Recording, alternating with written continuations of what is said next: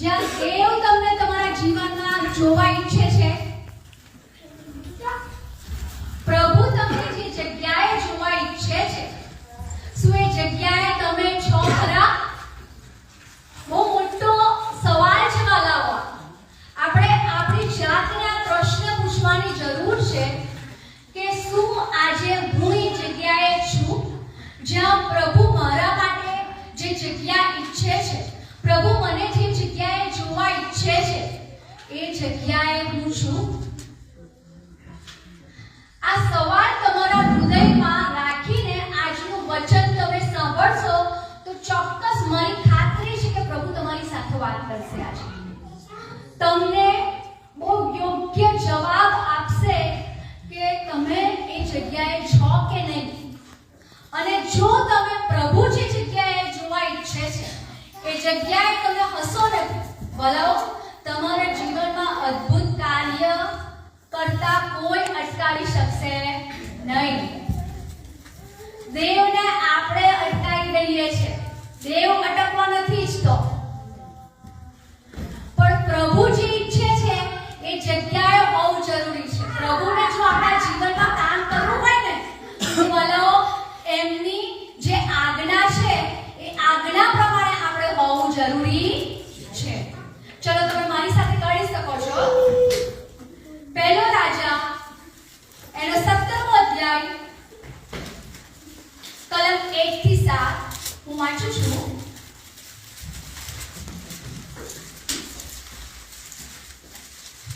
ગિલિયાદમાં આવી વસેલાઓમાંના 30મી એલિયાએ આહાબને કહ્યું, ઇઝરાયેલના ઈશ્વર યહોવા જેની સમક્ષ હું ઊભો રહું છું, તેમના જીવના સબકે હવેના વર્ષોમાં ઝાકળ તથા વરસાદ ફક્ત મારા કહ્યા પ્રમાણે જ પડશે. અને યહોવાનું વચન, એવું વચન તેની પાસે આવ્યું હતું, અહીંથી જા ને પૂર્વ તરફ વળીને યર્દન સામેના કરીત નાળા પાસે સંતાઈ રહ્યો. અને એમ થશે કે તું નાળામાંથી પાણી પીશે, અને ત્યાં તારું પોષણ કરવાને માટે મેં કાગડાઓને આજ્ઞા આપી છે. બોલો, એલિયા વિશે કેટલા જણે સાંભળેલું છે? એલિયા કોણ હતો? જવાબ આપો. કોણ હતો એલિયા? પ્રભુના પ્રબોધક હતા. એલિયા કોણ હતા? પ્રબોધક હતા, પ્રોફેટ હતા. પ્રોફેટ એને કહેવાય જે દેવનું સાંભળીને દેવ તરફથી બોલતા હોય.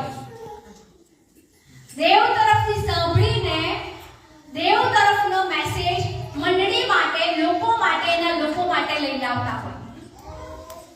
વલાઓ પ્રભુનું વચન એમની પાસે આવે છે. એલિયા જ્યારે આહાબ રાજા પાસે જાય છે, આહાબ રાજા એ બહુ દુષ્ટ રાજા હતો. આહાબ રાજા બહુ દુષ્ટ રાજા હતો અને એની રાણી હતી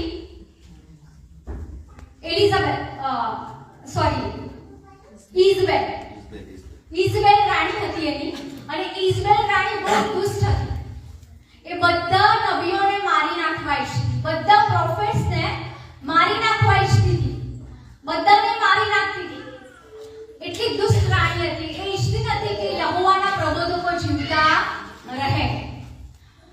અને એલિયા એ આહાબ રાજાના દરબારમાં જઈને એવું કહે છે કે હું જ્યાં સુધી નહીં કહું ને ત્યાં સુધી વરસાદ પડશે નહીં.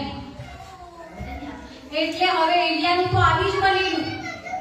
ઇઝબેલ એને મારવા ફરતી હતી અને યહોવાનું વચન એવું આવ્યું એની પાસે કે તું અહીંથી, હું તને જે જગ્યાએ કહું છું ત્યાં તું ભાગી જા, ત્યાં તું ભાગી જા. એક કરીતનું નાળું છે, ત્યાં તું જા, ત્યાં તું એ નાળાનું પાણી પીયા કરજે. અને લખ્યું છે કે એમ યહોવાનું એવું વચન તેની પાસે આવ્યું હતું, અહીંથી જા ને પૂર્વ તરફ વળીને યર્દન સામેના કરીત નાળા પાસે સંતાઈ રહે. અને એમ થશે કે તું નાળામાંથી પાણી પીશે, અને ત્યાં હું તારું પોષણ કરવાને માટે કાગડાઓને મેં આજ્ઞા આપી છે.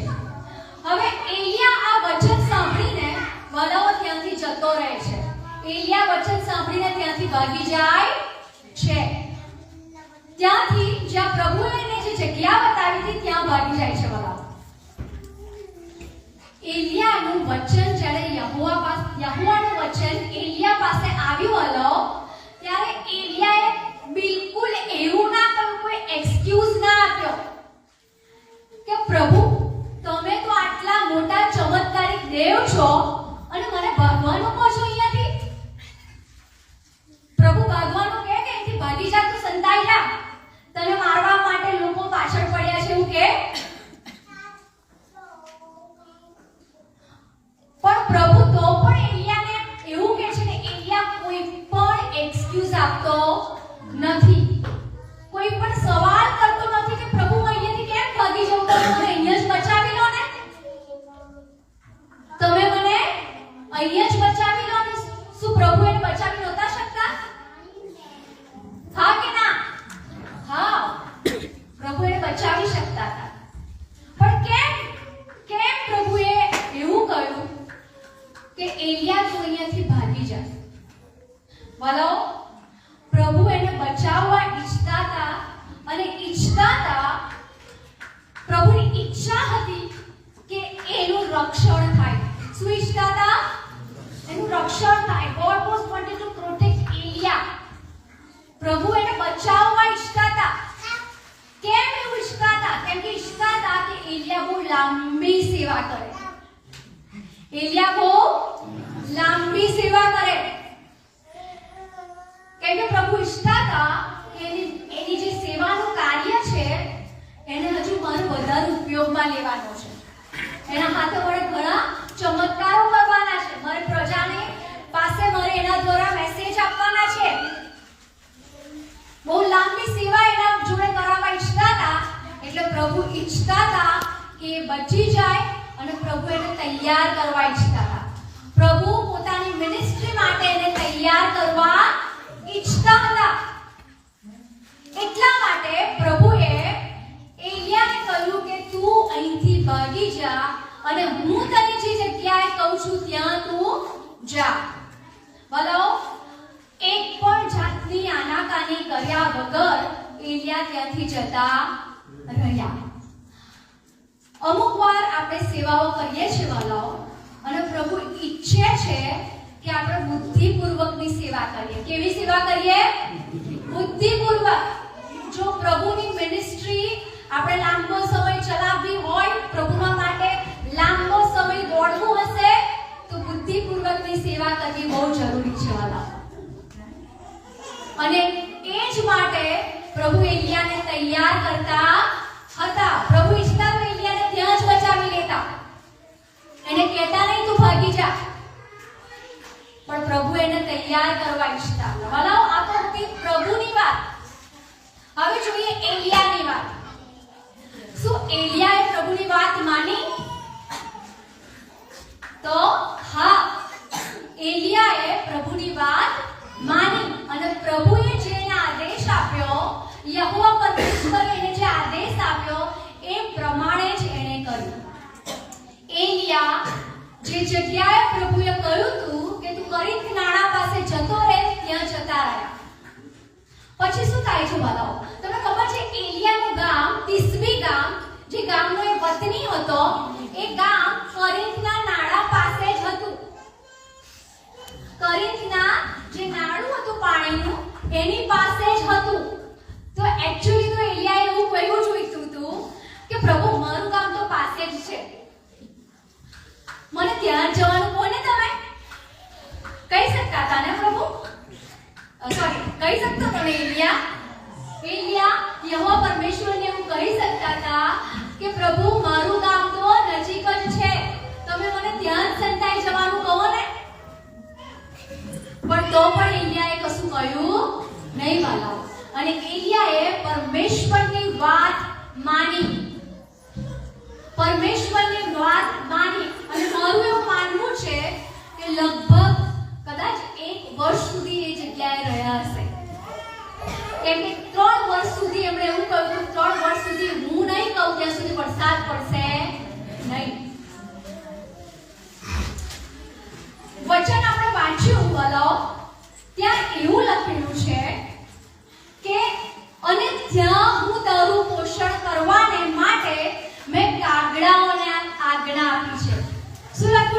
ત્યાં, કઈ શું લખ્યું છે?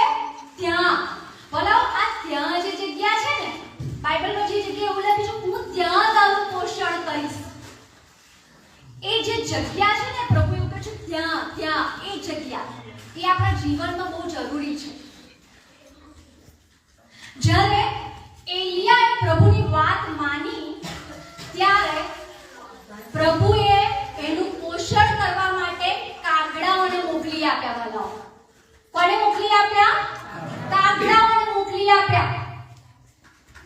તમને ખબર છે કાગડો એવું પ્રાણી છે જે પોતાનો ખોરાકનો સંગ્રહ કરે છે ફ્યુચર માટે, ભવિષ્ય માટે.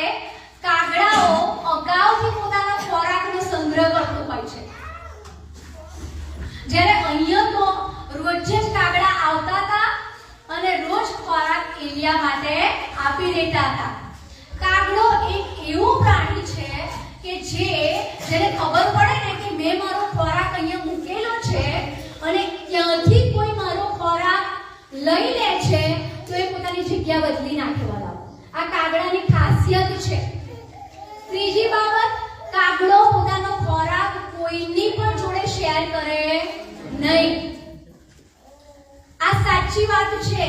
આ કાગડાનું વ્યક્તિત્વ છે, એનું કેરેક્ટર છે, એની ખાસિયતો છે. વલાઓ, પ્રભુએ એ જ કાગડાને પસંદ કર્યો અને કાગડાએ એલિયાને રોજ રોટલી અને માંસ ખવડાવી. વલાઓ, જે કાગડો પોતાનો ખોરાક કદી બીજા જોડે શેર કરે નહીં, જેને ખબર પડે કે મારો ખોરાક બીજું કોઈ લઈ લે તો એ જગ્યા બદલી કાઢે. વલાઓ, તમે વિચાર કરો કે આપણો પરમેશ્વર કાગડાઓ ઉપર પણ કંટ્રોલ કરી શકે છે. કાગડાઓને પણ પરમેશ્વર કંટ્રોલ કરી શકે છે. પક્ષીઓ પણ પ્રભુની વાતો માને છે. વલાઓ, યુનાના પુસ્તકમાં તમે વાંચ્યું હશે કે પ્રભુએ માછલીને પણ કંટ્રોલમાં કરેલી હતી. માછલીને યુનાને ગળી જવા માટે કહ્યું તો માછલી યુનાને ગળી ગઈ. પ્રભુએ માછલીને એવું કીધું કે યુનાને તું બહાર ફેંકી દે, તો માછલીએ યુનાને બહાર ફેંકી દીધી. વલાઓ, માછલી અને કાગડો તો કદાચ મોટા છે તો કંટ્રોલ થઈ પણ જાય, પણ જો યુનાના પુસ્તકમાં તમે વાંચો તો પ્રભુએ એક નાના કીડાને ઉત્પન્ન કર્યો અને કીડો કિકાયમનો જે વેલો થયો હતો એ વેલાને ખાઈ ગયો. પ્રભુએ આજ્ઞા આપી હતી કે આ વેલાને હું ઉગાડું છું અને આ વેલાને તારે એક રાતમાં ખાઈ જવાનો. બોલો, આપણો પરમેશ્વર કેટલો અદ્ભુત છે. નાના કીડાને પણ એ કંટ્રોલ કરે છે. નાના કીડાને તો એ કહે ને તો એ પણ એની વાત માને છે. બોલો, આપણો પરમેશ્વર કેવો છે? આપણો પરમેશ્વર નેચર પર, કુદરતને પણ કંટ્રોલ કરનારો છે. આપણો પ્રભુ વાતાવરણને પણ કંટ્રોલ કરે છે. આપણો પ્રભુ પશુઓને કંટ્રોલ કરે છે. જ્યારે દાનિયેલને સિંહોના બીડમાં નાખવામાં આવ્યા ત્યારે પ્રભુએ સિંહોના મોં બંધ કરી દીધેલા. બરાબર? ઈસુએ સમુદ્રને, તોફાનને ધમકાવ્યો અને સમુદ્ર શાંત થઈ ગયો. આપણો પરમેશ્વર વલાઓ કેટલો મહાન છે. દરેક વસ્તુ પર એનો કંટ્રોલ છે. જ્યારે ઇઝરાયલ પ્રજા મિસ્રમાંથી નીકળી અને પાણી માટે કચકચ કરતી હતી અને યહોવા પરમેશ્વરે મૂસાને એવું કીધું કે તું આ ખડક પર લાકડી મારજે અને ખડક તને પાણી આપશે. વલાઓ, પથ્થર પણ એનું સાંભળે છે. વલાઓ, જીવંત વસ્તુઓ તો પ્રભુનું સાંભળે જ છે, પણ પથ્થર પણ સાંભળે છે. વલાઓ, આપણો પરમેશ્વર એટલો મહાન પરમેશ્વર. પણ કાગડાએ ક્યારે એલિયાનું પોષણ કાગડાએ ક્યારે કર્યું? વલાઓ, એલિયાએ પરમેશ્વરનું માન્યું ત્યારે. તમને ખબર છે, પ્રભુની આજ્ઞા પ્રત્યે આપણે અધીન રહીએ ને ત્યારે આપણા જીવનમાં આશીર્વાદો આવે છે. જો આપણે આશીર્વાદો જોઈતા હોય તો પ્રભુની આજ્ઞાઓને અધીન રહેવું બહુ જરૂરી છે. પ્રભુ જે કહે છે એ કરવું બહુ જરૂરી છે. આજે આપણને આશીર્વાદો જોઈએ છે. વલાઓ, સાજાપણું જોઈએ છે,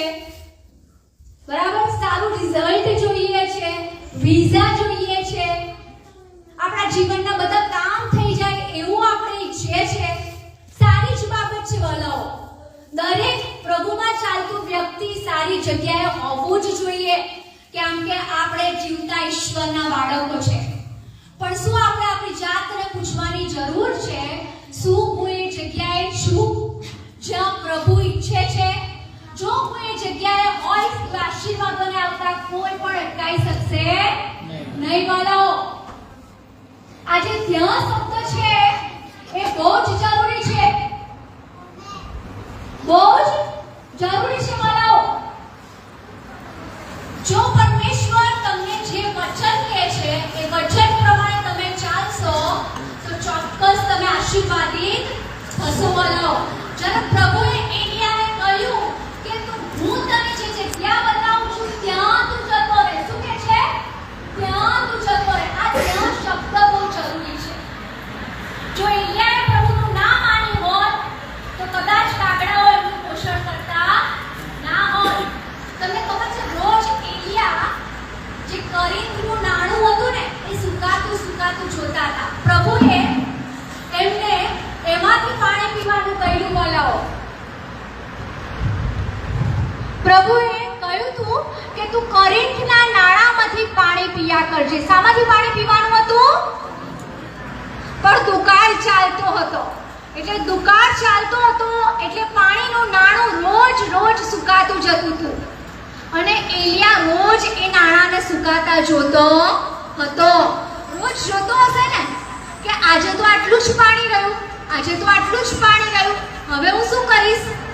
પણ એલિયા ચિંતા કરતો હતો નહીં. બસ એને પ્રભુ પર ભરોસો હતો. એનો ભરોસો કોણ હતો? પ્રભુ પરમેશ્વર. એ કરીંતનું નાણું નહીં, એ કાગડો નહીં વાલાવો. એ પ્રભુના આશીર્વાદ છે. પણ આપણે કોની પર ભરોસો કરવાનો છે? આશીર્વાદ આપનાર ઉપર. એટલે રોજ કરીંતનું નાણું સુકાતા જોતો હતો એલિયા, પણ એલિયાને બિલકુલ ચિંતા થતી હતી નહીં વાલાઓ. તમને ખબર છે, કદાચ મારું એવું માનવું છે કે 1 વર્ષ સુધી એલિયા ત્યાં એકલા રહ્યા હશે, પણ એલિયાએ કોઈ દિવસ પ્રભુની આગળ કચકચ કરી નહોતી કે પ્રભુ આ મારે રોજ એકનું એક જ ખાવાનું, રોજ મારે રોટલીના માંસ જ ખાવાનું, મને તો મીઠાઈ ખાવાનું મન થયું છે, મને તો આ શાક ખાવાનું મન થયું છે, પ્રભુ મને તો પૂરી ખાવાનું મન થયું છે, મને તો મીઠાઈ ખાવાનું મન થયું છે. એલિયાએ એક પણ કચકચ કરી નહીં વાલાઓ. સ્વાભાવિક છે, કોઈ પણ માણસ રોજ એકનો એક ખોરાક ખાઈને કંટાળી જાય, પણ એલિયાએ કશી પણ કચકચ કરી નહીં, એક પણ નહીં. અને પ્રભુએ એનું રક્ષણ કર્યું વાલાઓ. 1 વર્ષ સુધી મારું એવું માનવું છે કે એલિયા એકલા હશે. અને એલિયા એટલા ઘરડા નહોતા, એમને પણ એવી કોઈ જરૂર હતી કે એમને કોઈ હૂંફ આપે, એમની સાથે કોઈ વાતો કરે. બરાબર? આજે આપણે એકલા હોય થોડો સમય તો શું થાય? હું તો એકલો છું પ્રભુ, મારી સાથે તો વાતો કરનારું કોઈ છે નહીં. પ્રભુ હું તો એકલો છું, મને પણ હૂંફની જરૂર છે, મને પણ હૂંફની જરૂર છે. વલાઓ, મારા જીવનમાં પોતાના જીવનની હું વાત કરું તો પ્રભુએ મને આ બાબત શીખવાડી. મારા હસબન્ડ ONGCમાં છે અને 15 ડેઝ ઓન ઓફની ડ્યુટી હોય છે, એટલે 15 ડેઝ એ ઘરે હોતા નથી. મારા નાના બાળકોને મેં એકલા હાથે ઉછેરેલા છે, એટલે હું ને મારા બાળકો 15 દિવસ એકલા જ હોઈએ. અને એકલતાના દિવસો પસાર કરવાને એ મારા માટે બહુ અઘરું લાગતું હતું મને. પણ આ વર્ષોમાં પ્રભુએ મને શીખવાડ્યું કે તારી પાસે કોઈ પણ ના હોય, દુનિયાનો કોઈ પણ વ્યક્તિ ના હોય, ના પતિ હોય, ના બાળકો ના હોય, ના લોકો હોય, પણ હું તારી સાથે છું, હું તારી સાથે છું, હું હંમેશા તારી સાથે છું એમ. અને આ બાબતો મેં મારા જીવનમાં ઠસાઈ દીધી વાલાઓ. અને મેં પછી ક્યારે એકલતાનો અનુભવ અનુભવ કર્યો નહીં, ક્યારેય નહીં. કેમ કે પ્રભુ પોતે મારી સાથે રહેતા હતા અને હું પ્રભુની સાથે મારા આત્મામાં હું પ્રભુની સાથે વાતો કરતી હોઉં. વલાઓ એલિયાના જીવનમાં, કદાચ તમારા જીવનમાં પણ એવા સમયોમાંથી તમે પસાર થયા હશો, પણ એ જ પ્રભુએ તમારું રક્ષણ કર્યું છે. વલાઓ તમારા જીવનમાં એવો કોઈ સમય આવે કે પ્રભુએ જ તમને જગ્યાએ મૂક્યા હોય અને તમે એકલતાનો અનુભવ કરી રહ્યા હોય તો ચિંતા કરશો નહીં. જો પ્રભુએ તમને જગ્યાએ મૂક્યા છે અને કદાચ તમે પ્રભુમાં ચાલી રહ્યા છો અને જો એકલતાનો સમય આવ્યો છે તો ચોક્કસ પ્રભુ તમારું રક્ષણ કરશે, પ્રભુ તમને બળ પૂરું પાડશે, તમને હિંમત આપશે અને પ્રભુ પાછળ ચાલવાની તાકાત પણ તમને આપશે. કદાચ તમે એકલા ના હોય પણ તમારા જીવનમાં પ્રશ્નો હોય, એવા પ્રશ્નો હોય કે તમે એકલતાનો સામનો કરતા હોય, બધા જ તમારી સાથે હોય પણ છતાંય તમને એવું લાગતું હોય કે હું એકલી છું, હું એકલો છું, મારી પાસે કોઈ છે નહીં પ્રભુ સિવાય. તો વલાઓ, હું તમને આજે ઉત્તેજન આપવા માંગુ છું, ભલે તમે એવો અનુભવ કરતા પણ જો તમે પ્રભુને સ્થાન આપ્યું છે તો વલાઓ એ પરમેશ્વર, આકાશ અને પૃથ્વીને બનાવનાર પરમેશ્વર તમારી સાથે છે. વલાઓ, આકાશ અને પૃથ્વીને બનાવનાર પરમેશ્વર તમારી સાથે છે. એ જ તમારું રક્ષણ કરશે, એ જ તમને બળ આપશે અને એ જ તમને બધા જ પ્રશ્નોમાંથી બહાર કાઢશે. વલાઓ, પણ ક્યારે? શું તમે એ જગ્યાએ છો જ્યાં પરમેશ્વર તમને જોવા ઈચ્છે છે? શું તમે આજે જગ્યાએ છો જ્યાં પરમેશ્વર ઈચ્છે છે? શું એ ચર્ચમાં તમે છો આજે કે જ્યાં પરમેશ્વર તમને એવું કહે છે કે જ્યાં આ ચર્ચમાં જા? શું તમે એવા લોકોની સંગતમાં છો જ્યાં પ્રભુ તમને ઈચ્છે છે કે તમે આ લોકોની સંગતમાં રહો, કે પછી બીજી સંગતમાં છો તમે? શું તમે એવી જગ્યાએ નોકરી કરો છો જ્યાં પ્રભુ ઈચ્છે છે, કે પછી એવી જગ્યાએ નોકરી કરો છો કે પ્રભુનો આત્મા તમને ના પાડતો હોય અને છતાંય તમે એવી જગ્યાએ કામ કરતા હો? શું તમારી જોડે એવા મિત્રો છે કે પ્રભુએ અલાવ કર્યા હોય, કે પ્રભુએ તમને આપ્યા હોય એવા મિત્રોની સંગતમાં છો, કે પછી પ્રભુ ના ઈચ્છતા હોય એવા મિત્રોની સંગતમાં છો? વલાઓ, આજે હું તમને કહેવા ઈચ્છું છું, જો પ્રભુ ઈચ્છતા નથી એવી જો જગ્યાએ હશો વલાઓ, તો આશીર્વાદો આવતા હશે ને એ પણ અટકી જશે. આ સત્ય બાબત છે વલાઓ. આપણે દરેકને આપણા જીવનમાં આશીર્વાદો આવતા હોય એ બહુ ગમવું જ જોઈએ. પ્રભુ ઈચ્છે જ છે આપણા જીવનમાં આશીર્વાદો આવે, પણ જો આપણે એવી જગ્યાએ નથી તો વલાઓ પ્રભુ આપણને આશીર્વાદ આપી શકતા નથી. વલાઓ, પ્રભુ પાપને ધિક્કારે છે, પ્રભુ પાપને ધિક્કારે છે. કોઈ એની આજ્ઞા ના પાડે એ પ્રભુને પસંદ નથી. વલાઓ, ઈસુએ પણ એવું કીધું હતું કે જો તમે મારામાં રહો અને મારા વચન તમારામાં રહેશે તો તમે જે કંઈ માંગો એ મળશે. વલાઓ, આપણને એ વચન બહુ ગમે છે. માંગો તો મળશે, શોધો તો જડશે અને ખટખટાવો તો ઉગાડવામાં આવશે. પ્રભુએ તો કહ્યું છે ને, માંગો તો મળશે, તો માંગ્યા કરો. કહ્યું જ છે માંગ્યા કરો. એનું ટ્રાન્સલેશન એવું છે, બાઇબલમાં જે ટ્રાન્સલેશન થયું છે માંગો તો મળશે, ઓરિજિનલ લેંગ્વેજમાં એવું લખવામાં આવ્યું છે કે માંગ્યા કરો, શોધ્યા કરો, ખટખટાયા કરો. કન્ટિન્યુઅસ માંગવાનું છે વલાઓ. પણ પ્રભુ એની સાથે શરત પ્રભુએ જોડેલી છે. જો હું તમારામાં રહીશ, મારા વચન તમારામાં રહેશે તો તમે જે કંઈ માંગો એ મળશે. વલાઓ, એમને તમે માંગો તો મળી જશે નહીં. વલાઓ, બહુ જરૂર છે તમારે તમારી જાતને પ્રશ્ન પૂછવાની કે આજે તમે ક્યાં છો? આજે તમે ક્યાં છો? વલાઓ, ઓબિડિયન્સ એ બ્લેસિંગ્સ ને લઈ આવે છે આપણા જીવનમાં. આજ્ઞાધીનતા આશીર્વાદોને લઈ આવે છે. તો વલ્લભ આજે હું તમને ઉત્તેજન આપવા માંગુ છું. તમારી જાતને પ્રશ્ન પૂછો અને આજે જો તમે જગ્યાએ નથી તો વિચાર કરો કે પરમેશ્વર ક્યાં ઈચ્છે છે, મને કઈ જગ્યાએ પરમેશ્વર મને જોવા ઈચ્છે છે. ચોક્કસ પ્રભુ તમારા જીવનોમાં કામ કરશે. અને અત્યારે હું મારા જીવનની સાક્ષી આપવા માંગુ છું તમને કે હું કઈ રીતે પ્રભુમાં આવી, હું કઈ જગ્યાએ આવી અને કેવી રીતે મારા જીવનમાં આશીર્વાદો આવે. કેમ કે પ્રભુનું વચન કહે છે કે દેવના રાજ્યને શોધો કે બધા જ વાનાઓ તમને અપાશે. વલ્લભ જ્યારે તમે પ્રભુને શોધવાની શરૂઆત કરશો, ઈસુને શોધવાની શરૂઆત કરશો, તમારે પ્રભુ પાસે કશું માંગવાની જરૂર પડશે નહીં વલ્લભ. કેમ કે પ્રભુએ પ્રોમિસ આપેલું છે, પ્રભુએ પ્રોમિસ આપેલું છે, વચન આપેલું છે કે તમે મારા રાજ્યને શોધો તો બધા જ વાનાઓ તમને આપવામાં આવશે વલ્લભ. તમને ખબર છે પ્રભુએ બહુ બધા પ્રોમિસીસ આપ્યા છે બાઇબલમાં, બહુ બધા પ્રોમિસીસ આપ્યા છે, પણ એક સાલ્વેશન જ મફત છે.